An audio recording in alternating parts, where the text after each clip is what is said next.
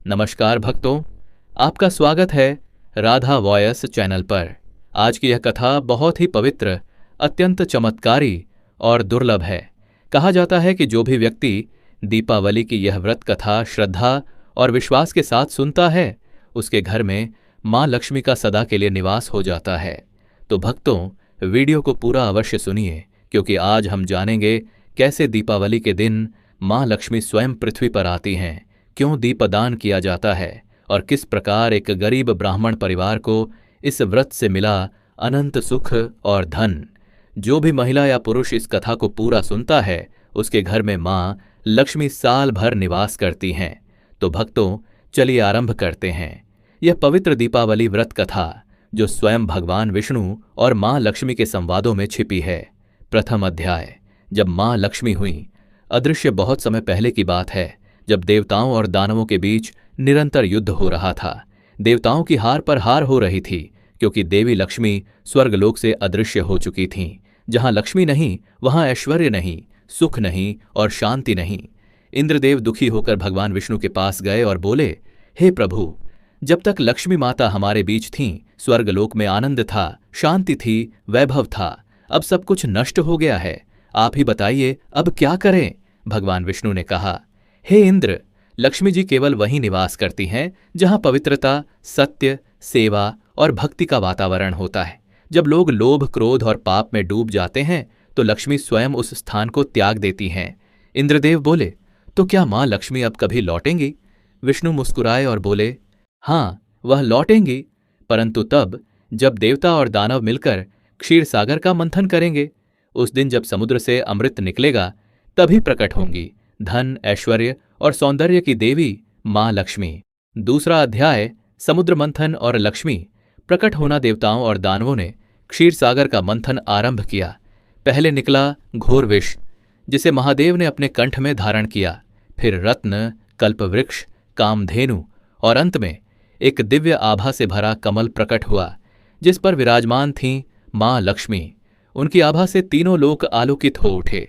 स्वर्ग में पुष्प वर्षा हुई, गंधर्वों ने गीत गाए और सभी देवताओं ने जय घोष किया, जय माँ लक्ष्मी, जय जय श्रीहरि। माँ लक्ष्मी ने भगवान विष्णु के गले में वरमाला डाली और उस दिन से दोनों सदा के लिए एक हो गए।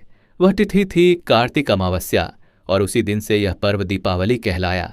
उस दिन से ही यह माना गया कि जो मनुष्य इस दिन दीपदान करता है, माँ लक्ष्मी उस घर में प्रवेश करती हैं। तीसरा अध्याय। लक्ष्मी जी का पृथ्वी पर आगमन समय बीता। एक बार माँ लक्ष्मी ने भगवान विष्णु से कहा, हे प्रभु, मैं चाहती हूं कि इस बार मैं पृथ्वी पर जाऊं, वहां देखूं कौन मेरे प्रति सच्ची श्रद्धा रखता है, कौन स्वच्छता और भक्ति से मेरा स्वागत करता है। विष्णु बोले, जाओ देवी, परंतु यह ध्यान रखना कि तुम केवल उसी घर में ठहरो जहां शुद्धता, सदाचार और दीप प्रकाश हो। कार्तिक अमावस्या की रात आई। माँ लक्ष्मी पृथ्वी पर उतरी। उन्होंने देखा, कहीं दीप जल रहे हैं, कहीं अंधकार फैला है, कहीं लोग पूजा में लीन हैं, तो कहीं झगड़ों में व्यस्त। चौथा अध्याय। गरीब ब्राह्मण की कथा। एक नगर में एक बहुत गरीब ब्राह्मण रहता था। वह दिन भर भगवान का भजन करता, परंतु उसके घर में न तो धन था, न ही भोजन। उसकी पत्नी भी तपस्विनी थी, परंतु दुखी।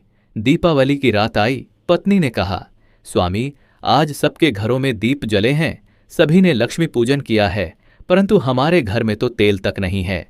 ब्राह्मण मुस्कुराया और बोला, देवी, श्रद्धा की लौ कभी तेल की मोहताज नहीं होती।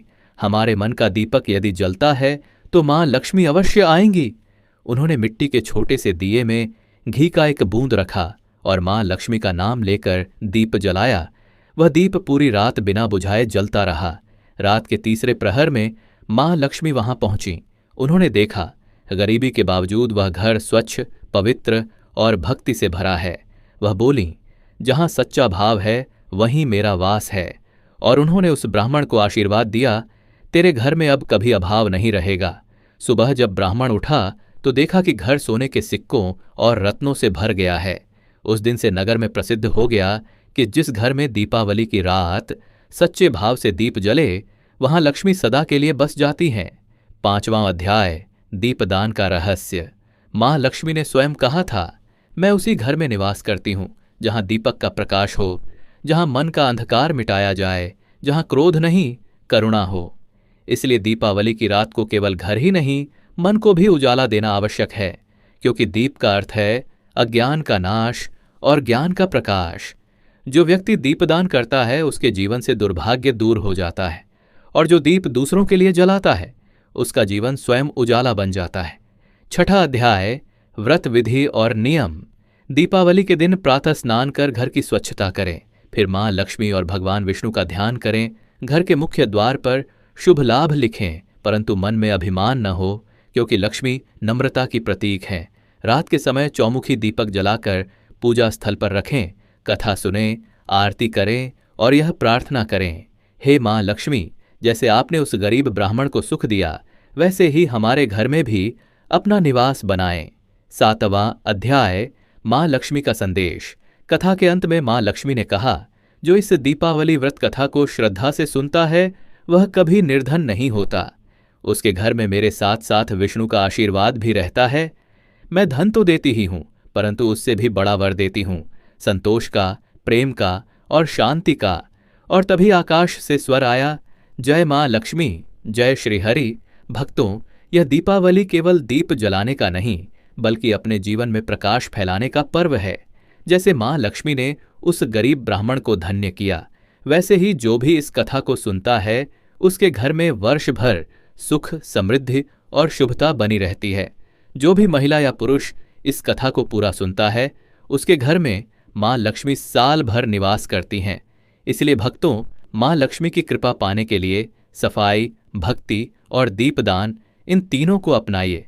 यदि आपको यह पवित्र दीपावली व्रत कथा पसंद आई हो तो इस वीडियो को लाइक, शेयर और सब्सक्राइब जरूर करें। कमेंट में लिखिए जय मां लक्ष्मी, ताकि यह सकारात्मक ऊर्जा आप तक भी पहुंचे और मां लक्ष्मी आपके घर में सदा निवास करें। जय श्री हरि, जय मां लक्ष्मी। राधा वॉयस चैनल से आज इतना ही। अगली कथा में मिलेंगे एक और रहस्यमयी कहानी के साथ।